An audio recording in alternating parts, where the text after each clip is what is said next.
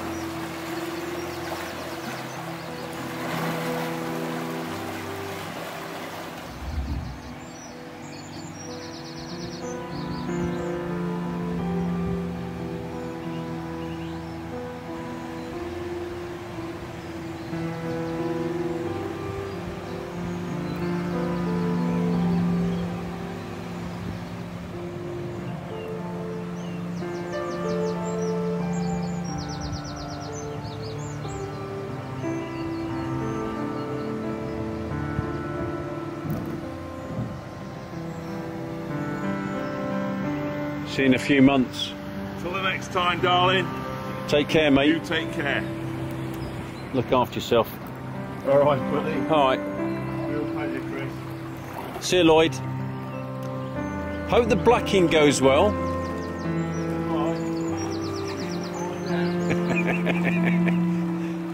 See you in a few months. Me and Lloyd have had to go our separate ways for a bit. He's gone back up north to, I say North Midlands area, Northamptonshire area, to get his boat blacked. And hopefully I'm going to meet up with him again, I don't know, August, September time, something like that. Enjoyed my time with Lloyd.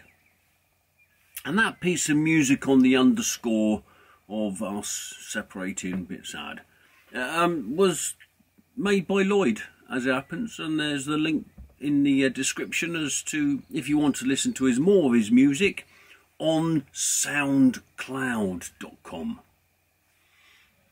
Quite good, quite a talented bloke, and he's also an artist.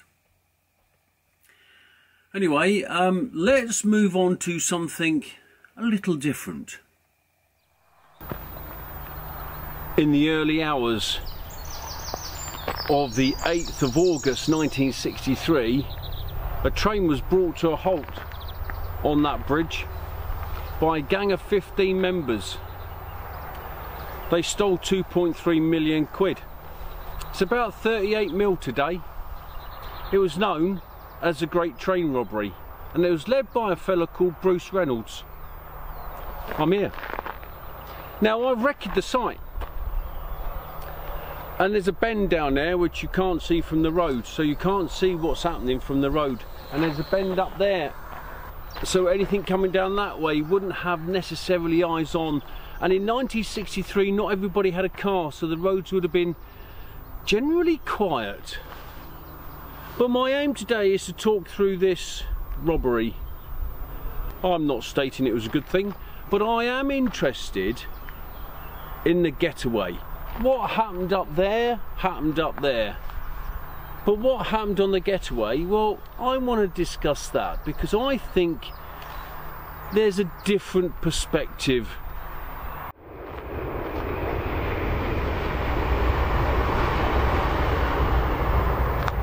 I mean, to be honest, it was going that way from Glasgow to London, and it was a GPO train, a General Post Office train, and there was 12 carriages with 72 staff on it.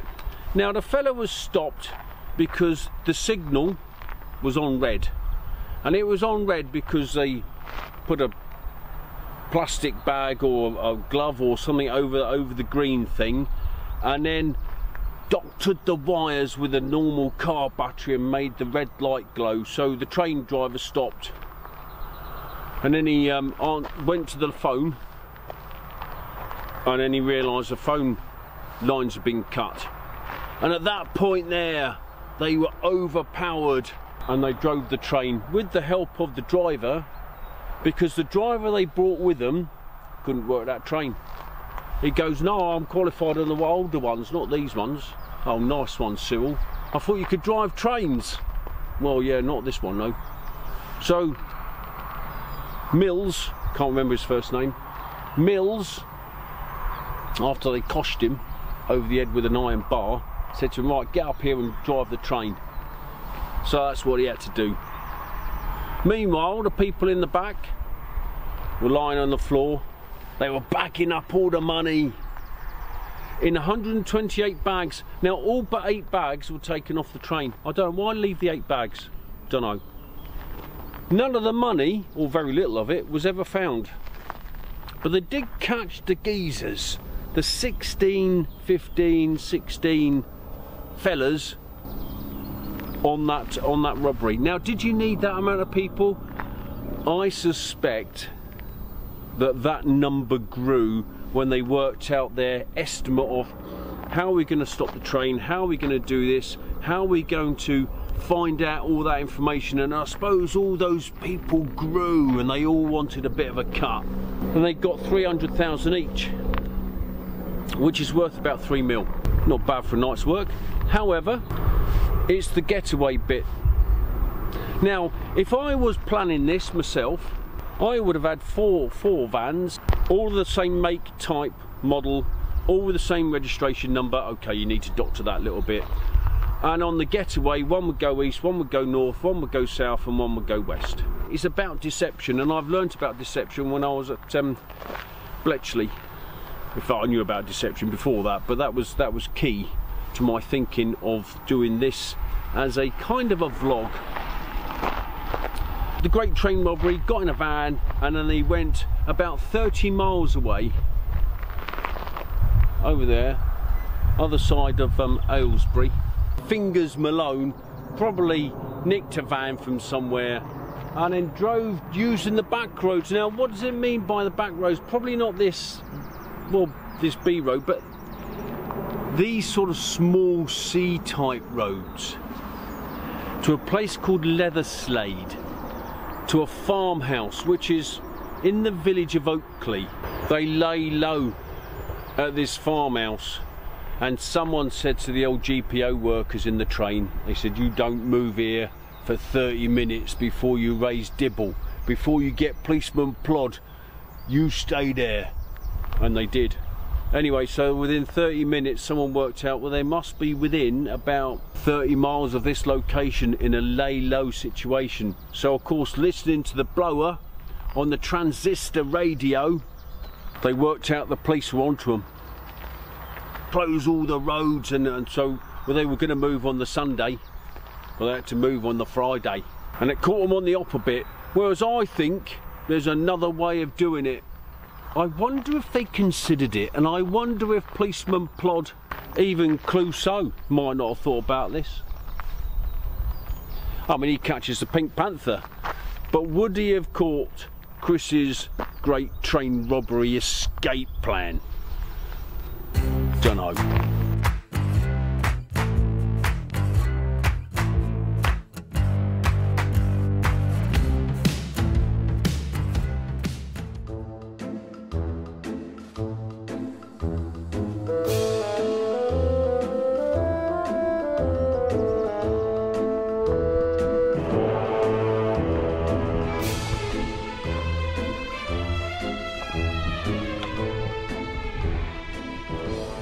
There's the gate down there. Nice day as well, isn't it? And this hedge line provides good cover from view to that house there. Also, 4 o'clock in the morning in 8th of August, it'll be reasonably night, so you need to lay low. But I don't suppose, although Farmer Giles might be up early in the morning, which is one thing they need to consider if they were going to use this route. Where have you gone? Scared the life out of me, it did. There was an adder. Honestly, it scared the life out of me. It scurried away into that undergrowth. Oh. Points to note with my plan so far, it's doable, but you'd need a wheelbarrow or a trolley of some sort, or maybe a few lads with backpacks on, because that's pattern the life round here. But there's a little bridge here.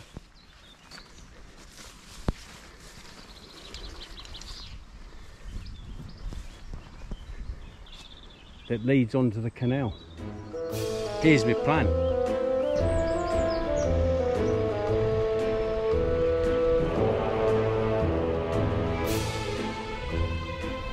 And there's a great little mooring spot. No one overlooking, because this is an agricultural bridge. So let's consider the options. Let's consider that the Great Train Robbers did what they did, getting the money. Alright, I'm not necessarily saying hitting the train driver over the head was a good move. Now, the getaway. Now, I think part of that could still be done because you could use the vans as deception. The police have still got to have 4 times the amount of resources in order to follow the vans. The loot is being transported onto a barge, and at the time of the robbery, sort yourself out on the barge, on the narrowboat, and then basically move with the pattern of life at 8 o'clock. Loaded the loot on a narrowboat. You could have it on 2 narrowboats, one going north, one going south. Anyway, you get the point. But imagine Fingers Malone, who was detailed for the plan for the getaway, said, okay fellas, hear me out before you knock me down. Hear me out. 4 vehicles going north, south, east and west as a deception plan. Meanwhile, we load the loot on a barge. Oh, what? One of them bargey things. He's having a giraffe, ain't he? Fingers will be saying, have you considered it? No. Well then, nor is Plod, because Plod won't ever think you've got 3 million quid on a barge going about 2-3 mile an hour, would he? I mean, let's be honest, 30 miles would take you about an hour in transport at the time. 30 miles on the canal take you about a day and a half, 2 days. I've got nearly 3 million quid on the boat.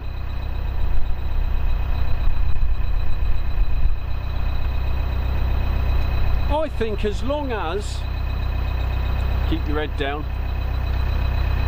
you don't do anything stupid, you don't tear down the canal, you just do pattern of life stuff and take it nice and easy.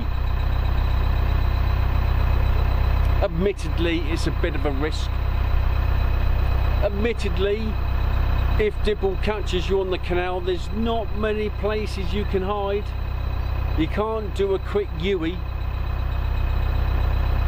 I mean, if you found a winding hole, you know, I mean, if you just imagine it. Hang on, Plod, I'm going to turn round. All right, mate. He says, having that, oh, I can't say that. He says, okay, mate, I'll wait for you. And then I'll wait for you at the next lock, okay?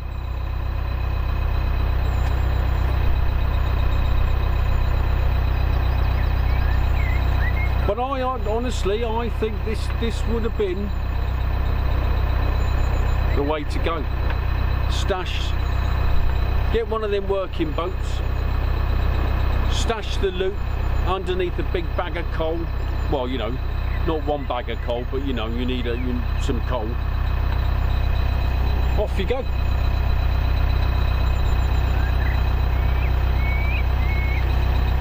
The world going by, Dibble tearing up and down the road, trying to catch these vans, couple of transits or something like that. You're just taking it easy, taking in the sights. It was August, nice and hot. We had four seasons back at those times. So back in I wasn't born in 1963. But not far off it, mind. From June, always nice weather.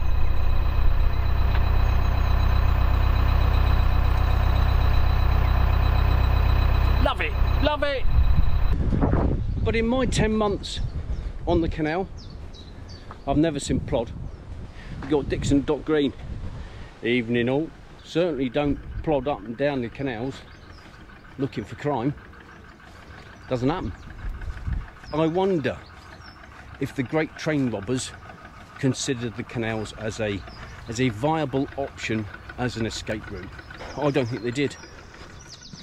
And I wonder if Dibble, old policeman Plod, I wondered if they patrolled up and down the canals thinking that that was a viable escape route. If anyone knows anything about this, i.e. any of the Great Train Robbers watching my channel, I doubt it, or any of the plods who investigated it, did they look at the canals? I don't know.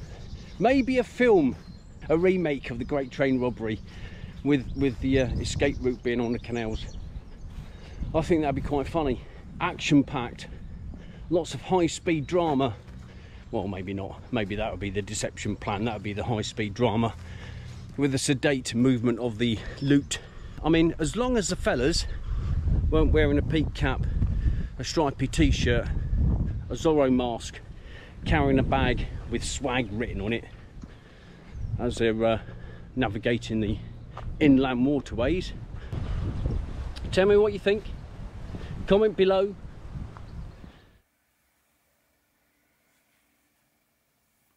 Leighton Buzzard. Quite a good place for a narrowboater or wide beam boater or any sort of boater really to go and visit. Strange name though, isn't it? Leighton Buzzard. If I lived there, I'd want it to be known as Leighton Buzzard. I think that's slightly posher. I think I'd fit in if it was slightly posher. Well, maybe not. But Great Train Robbery. The only reason I knew about the Great Train Robbery is because I went in the Weatherspoons and it was all over the walls. So I thought, oh, must be something quite local. So I looked into it. Talking of pubs, there are a couple of pubs in Leighton Buzzard. There's the Globe, which is south of Leighton, and then there's the Grove Lock north of Leighton Buzzard. And both very good, and unusually I've frequented both. There is also two Aldis, one north, one south. There is a Tesco and there is a home base. So all the needs you need for boaty type stuff as long as it's food. There's a home base as well, so you can get some DIY type stuff. And lots of charity shops. Clearly a hairdressers, nail shops, and kind of bike shops as well. As I look forward to, oh, I don't know. I don't know what I'm going to do. I've got lots of content and I have visited the Wendover Arm. And I've gone from the start of it, or the end of it, where it hits the Grand Union, to the start of it, right at the very, well, the start. The Wendover Arm is coming. I'm not sure if it'll be next week, but it'll be the week after or something like that. So lots of interesting stuff to come along. Perhaps, and for you to watch. So until then, thanks for watching, thanks for liking, thanks for subscribing. If you haven't subscribed, give it a go. It helps me out on this channel and it helps me, yeah, something like that anyway. So until then, ciao Papa.